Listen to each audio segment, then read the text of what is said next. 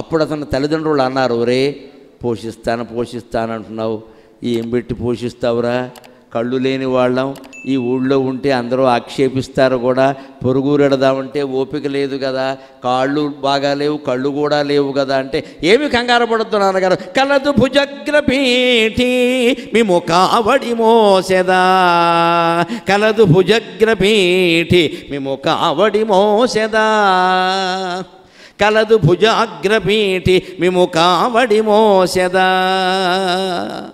పువ్వులమ్మి కట్టెల నెటులమ్మవచ్చును, పువ్వులమ్మి కట్టెల నెటునమ్మవచ్చును, త్రుటిన్ విడనాడుదమీపురంబు, త్రుటిన్ విడనాడుదమీపురంబు, అవ్వల అవ్వల ఇటు ప్రక్క వారి గొడవల్ మనకేటికి, అవ్వల ఇటు ప్రక్క వారి గొడవల్ మనకేటికి, సంతసమ్ము చిప్పిల సంతసమ్ము చిప్పిల, ఒక జోలెగట్టి మిమ్ము పెంచెదను ఏ పరరాష్ట్ర సీమనో. ఇక్కడ మనిషి జీవితాన్ని నిర్వహించుకునే విధానం, మేనేజింగ్ ఎబిలిటీ అంటారు, అది ఉంటుంది ఇక్కడ.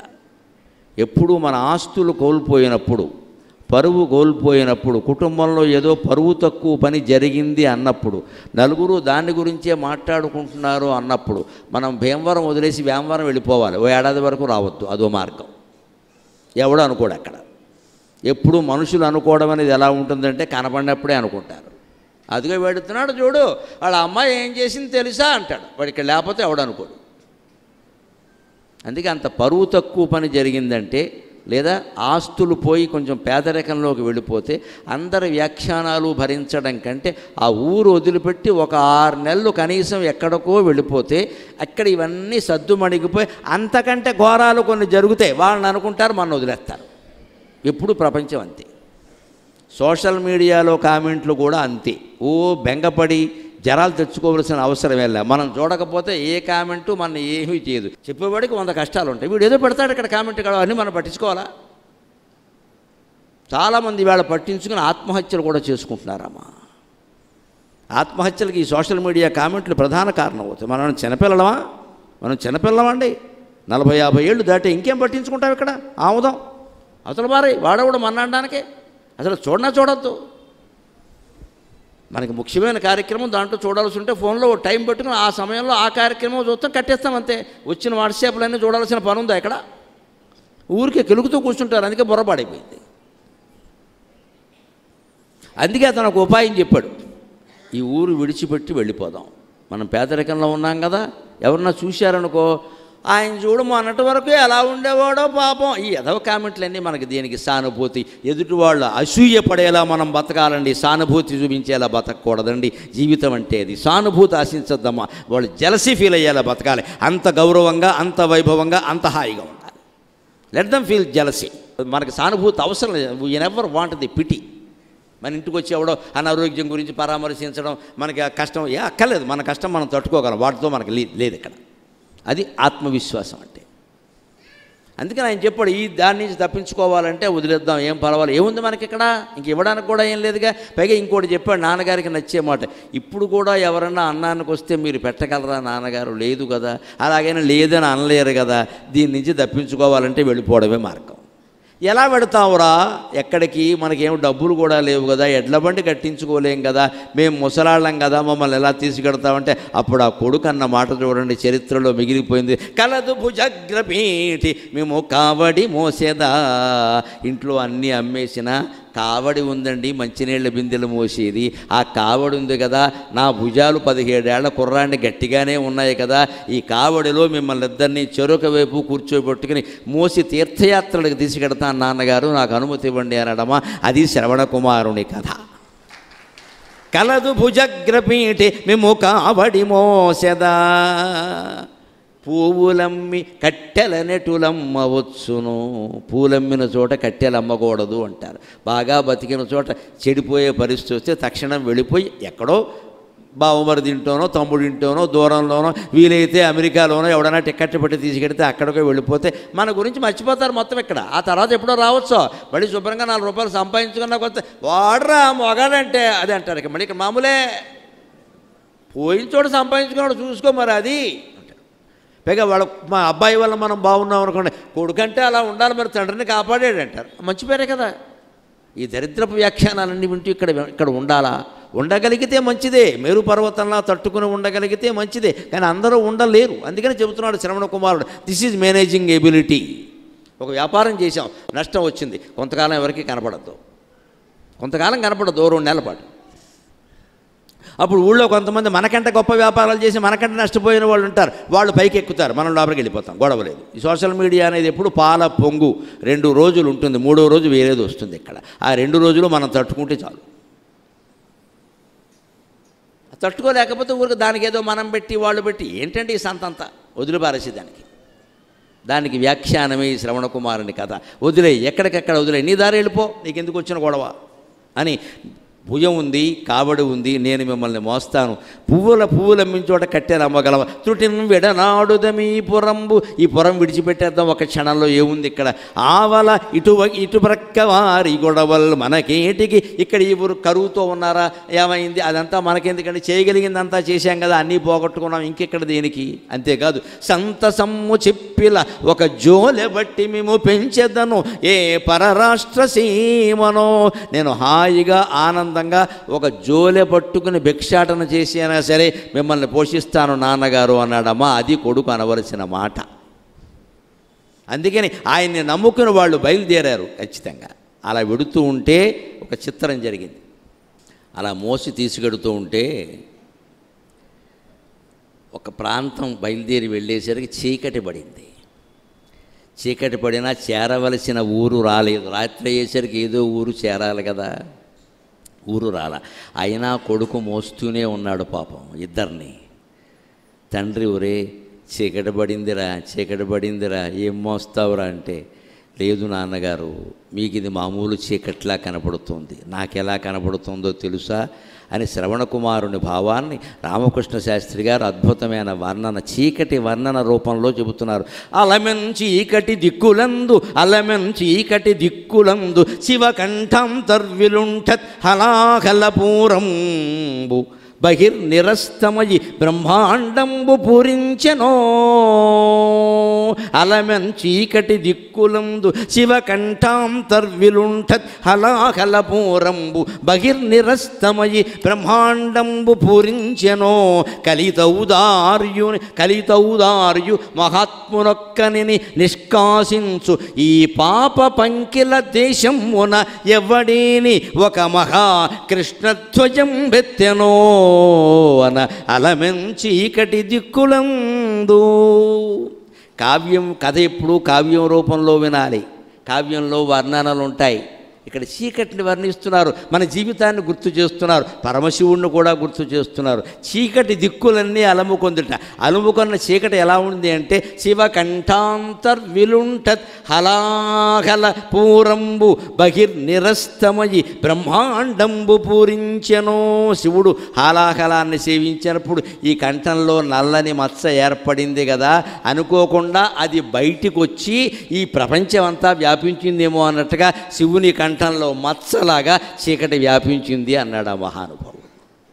ఎక్కడది భావన? నవీన మేఘమండలి నిరుద్ధ దుర్ధర స్ఫురత్ కుహూను శీధినీతమ ప్రబంధబద్ధ కంధరక నిలింప నిర్జరీధర తనోతు కృత్తి సింధుర కళానిధాన బంధుర శ్రియం జగద్ధురంధరక అకర్వ సర్వమంగళ కళాకదంబ మంజరి రసప్రవాహ మాధురి విజృంభణ మధువ్రతం స్మరాంతకం పురాంతకం భవాంతకం మఖాంతకం గజంతకంధకంతకం తమంతకంతకం భజే జయత్వదభ్రవిభ్రమ భ్రమద్భుజంగమస్వత్ వినిర్గమక్రమస్ఫురత్ కరాలపాలహవ్యవాట్ ధిమిద్ధిమిద్ధిమిధ్వనన్ మృదంగ తుంగమంగళ ధ్వనిక్రమ ప్రవర్తిత ప్రచండ తాండవగా శివగా. శివుడు ప్రచండ తాండవం చేస్తుంటే లోపల ఉన్న నల్లని కాంతి, చీకటి నల్లని మచ్చ, విషం దాగినప్పుడు వచ్చిన మచ్చ తట్టుకోలేక బహిర్నిరస్తమయ్యి బయటకు వచ్చిందిట.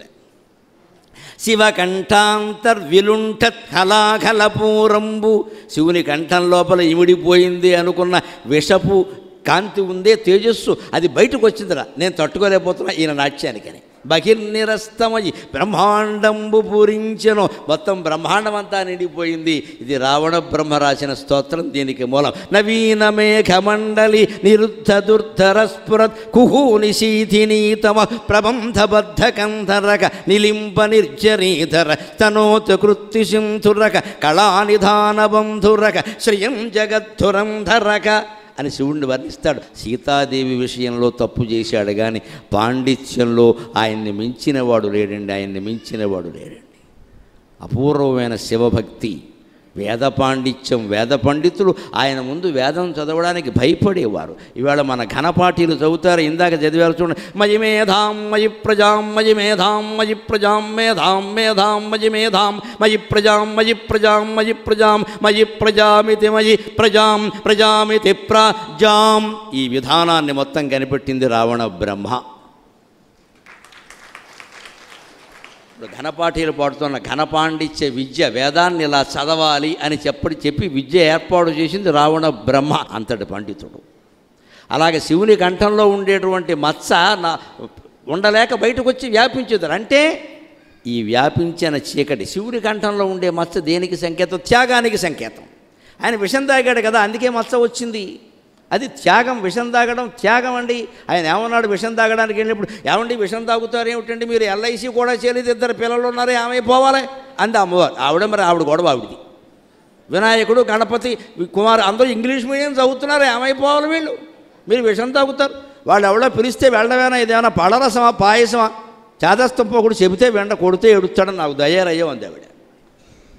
అప్పుడు ఆయన చెప్పిన సమాధానం ఏంటో తెలుసా? అలా వెళ్ళిపోతున్నారు ఏమిటంటే ఉత్సాహంగా, ఇదేమన్నా పార్టీయా, విందా, వినోదం వేసిందా? పరహితమే పరమధర్మము పరహితము గోరునెవ్వడు పరమహితుండగును భూత పంచకమునకు. పరహితమే పరమధర్మము పరహితనకు ఎదురు లేదు పర్వేందుముఖీ.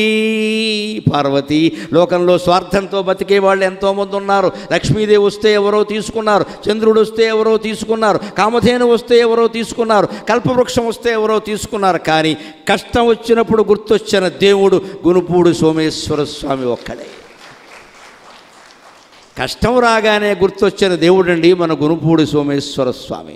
విషం మింగడానికి ఎవడొస్తారండి, పాయసం తాగడానికి అందరూ వస్తారు. కానీ మనం దేంట్లోనైనా గెలిస్తే ఆ గెలుపుకు నేను సాయపడ్డా అని ఊళ్ళో వాళ్ళందరూ చెబుతారు. మనం ఓడిపోతే వాడి కర్మ అంటారు వెంటనే. ఇక్కడ అయిపోయిందా? ఓటమి ఎవడు బాధ్యుడు వహించరండి. ఓటమికి బాధ్యత వహించిన దేవుడు, ఓడిపోకుండా కాపాడిన దేవుడు, దేవతలను సైతం కష్టం నుంచి కాపాడిన దేవుడు మన గునుపూడి సోమేశ్వర స్వామి. సామాన్యుడు కాదు. ఆయన త్యాగం చేశాడు. పరహితమ పరమధర్మము, పరుల కోసం కాకపోతే దేనికి శరీరం అంతా పని లేకుండా. అందుకని పరహితునకు ఎదురు లేదు. పరోపకారం చేయడం కోసం పెడుతున్నా, ఉంటే ఉంటాను పోతే పోతాను ఆయన.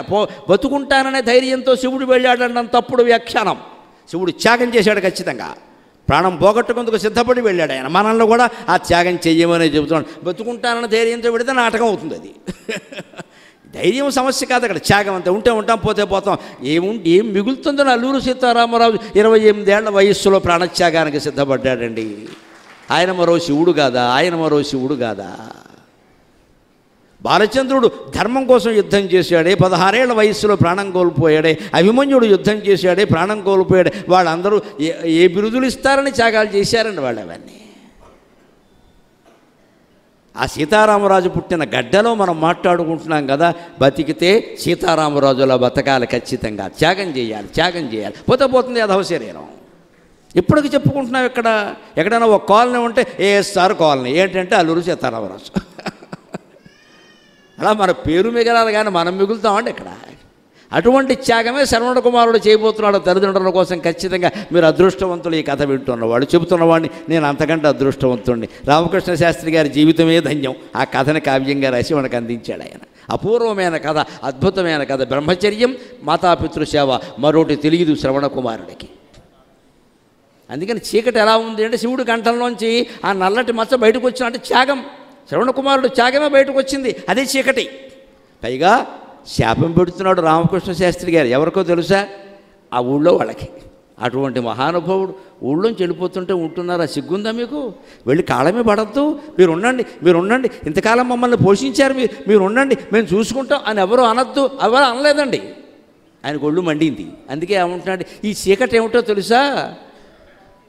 కలితౌదార్యు మహాత్మునొక్కని నిష్కాశించు నీ పాప పంకిల దేశమున ఎవ్వనేని ఒకడు మహాకృష్ణధ్వజం బెత్తెనో.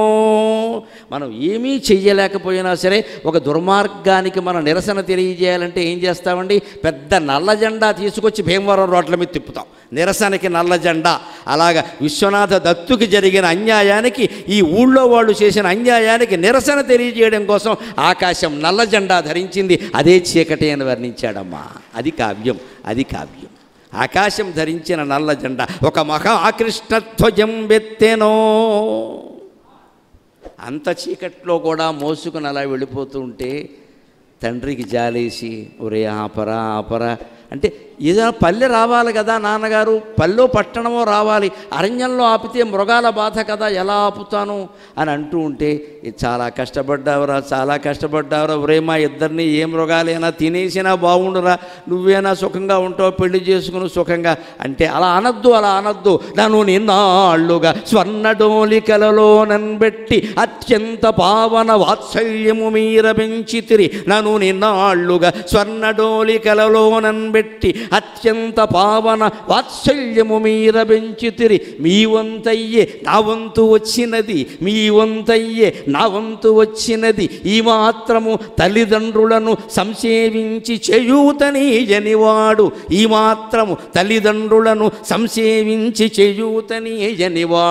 ఎట్టులు పుత్రకుండగును నాన్న మీరలే చెప్పుడీ. ఇటువంటి పద్యాలు రాశారండి మహానుభావుడు.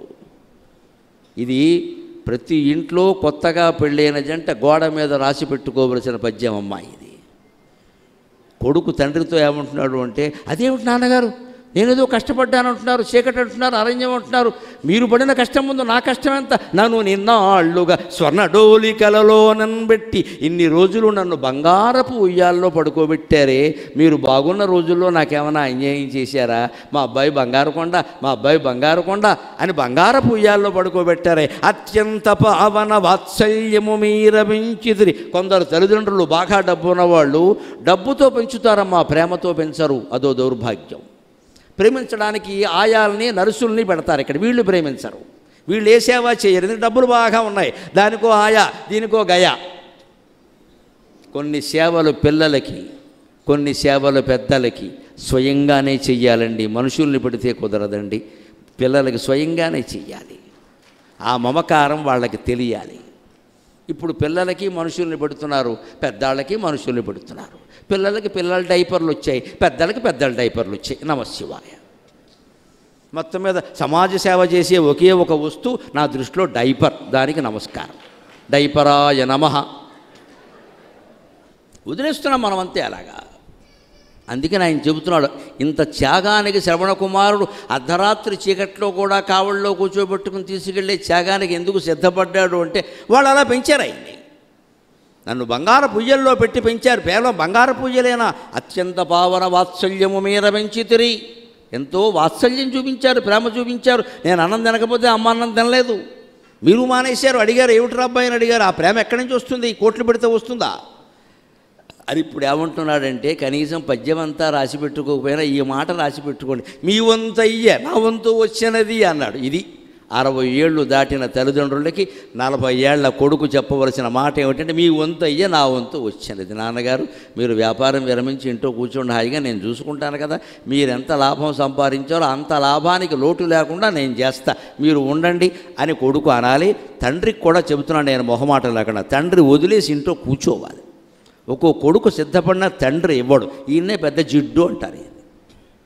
ఎందుకంటే వాడు సరిగ్గా చేయడు, అసలు ఆడు సరిగ్గా చేయడుగా ఈయన వదలడం ఇష్టం లేదు. ఇక్కడ ఆ డబ్బు, ఆ పెత్తనం వదలడం పెద్దవాళ్ళు వదిలేయాలి, చిన్నవాళ్ళు అందుకోవాలి. అందుకుందుకు చిన్నవాడు సిద్ధంగా ఉండాలి, పెద్దవాళ్ళు ఇవ్వడానికి సిద్ధంగా ఉండాలి. వదిలేసి శుభ్రంగా ఆధ్యాత్మిక గ్రంథం చదువుకుంటూ కూర్చోవాలి. 65 ఏళ్ళు దాటాయంటే అంతే పని. 80 ఏళ్ళు వచ్చినా సరే కొట్లో కూర్చుని తాళాలు తీసి ఆ తాళాలు తీయడానికి ఒక అరగంట పట్టి తోమి ఏంటి ఎదవసంత ఇక్కడ. అక్కడ బారేసేదాన్ని కొడుకు ఇచ్చేసి. మా ఓడికి ఏం తెలియదండి. మీ ఓడికి నీకంటే చాలా తెలుసు, భీమవరం అంతా వాడే చక్కబెడుతున్నాడు, నీకు తెలియదు ఆ విషయం. ఇక్కడ నువ్వు తాళాలు ఇవ్వకపోతే చేయకుండా పనులన్నీ చేస్తాడు అక్కడ, డబ్బులు లేవు కాబట్టి. పైగా మా నాన్న నాకు తాళం ఇవ్వట్లేదని చెబుతాడు ఊరంతా, పరువు పోయింది. కామాటం కాంక్ష పనికిరాదండి. నాకు ఎవరి పట్ల భేదం లేదు, ఎవరికి చెప్పాల్సిన మాటలు వారికి చెప్పేస్తాం. 25 ఏళ్ళు వచ్చాయంటే పిల్లలు ఆ నిర్వహణ బాధ్యత తీసుకుందుకు సిద్ధంగా ఉండాలి. 60 ఏళ్ళు దాటాయంటే పెద్దవాళ్ళు వదిలేసేందుకు సిద్ధంగా ఉండాలి. అదే జీవితం. వానప్రస్థం, సన్యాసం ఇంకా అక్కర్లేదు ఇక్కడ. ఇంకా సంపాదించాల్సిన అవసరం లేదు ఇక్కడ. ఒక ఉద్యోగం చేసాం, ప్రభుత్వమో ప్రైవేటో, 60 ఏళ్ళు దాటే పొమ్మని చెప్పారు, పోవాలి. ఇంట్లో కూర్చొని భగవద్గీత చదువుకోవాలి. ఇక్కడ సంపాదించకపోతే గౌరవం ఉండదండి, కృత్రిమం అంటారు దీని. ఇక్కడ నీ గౌరవం కోసం సంపాదిస్తూ ఉంటావు. ఇక్కడ ఇంకా సంపాదించవలసింది ఆత్మజ్ఞానమే తప్ప ఆర్థిక విషయాలు కాదమ్మా, అది నేర్చుకోవాలి ఖచ్చితంగా. ఆయన చక్కగా పెంచాడు, అందుకే చక్కగానే ఉన్నాడు. ఇక్కడ మీ వంతయ్య నా వంతు వచ్చినది ఇంతకాలం మీరు చేశారు కదా, ఇప్పుడు నేను చేయొద్దండి అంటే మీ బాధ్యత అయిపోయింది, నేను తీసుకోవాలి కదా. ఈ మాత్రము తల్లిదండ్రులను సంసేవించి చేయూత నీజిన వాడు ఎట్టులు పుత్రకుండ గుణాన్న మీరలే చెప్పుడి. ఆ మాత్రం సేవ చేయకపోతే వాడు కొడుకంటారా అన్నాడు.